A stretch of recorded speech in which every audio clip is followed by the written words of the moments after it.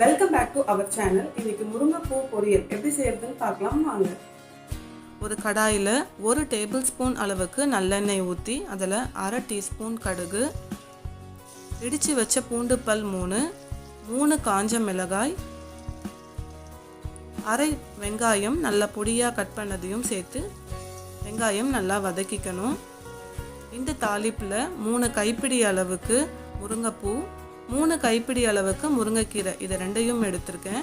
இதை நல்லா கழுவிட்டு தண்ணியை நல்லா இருத்துட்டு இந்த தாளிப்பில் போட்டு ஒரு முறை நல்லா மிக்ஸ் பண்ணிக்கணும்.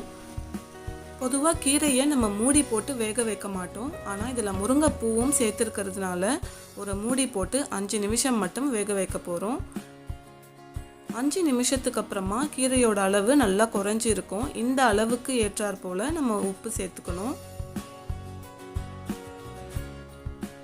இந்த உப்பை கீரையோடு நல்லா மிக்ஸ் பண்ணிவிட்டு மறுபடியும் ஒரு 5 நிமிஷம் மூடி போடாமல் மிதமான தீயில் வேக வச்சு கடைசியாக 1 டேபிள் ஸ்பூன் அளவுக்கு துருவிய தேங்காயை இந்த கீரையில் சேர்த்தோம்னா நம்மளுக்கு சுவையான மற்றும் சத்தான முருங்கைப்பூ பொரியல் தயாராகிடும். கண்டிப்பாக இதை நீங்கள் உங்கள் வீட்டில் ட்ரை பண்ணி பாருங்கள். நன்றி.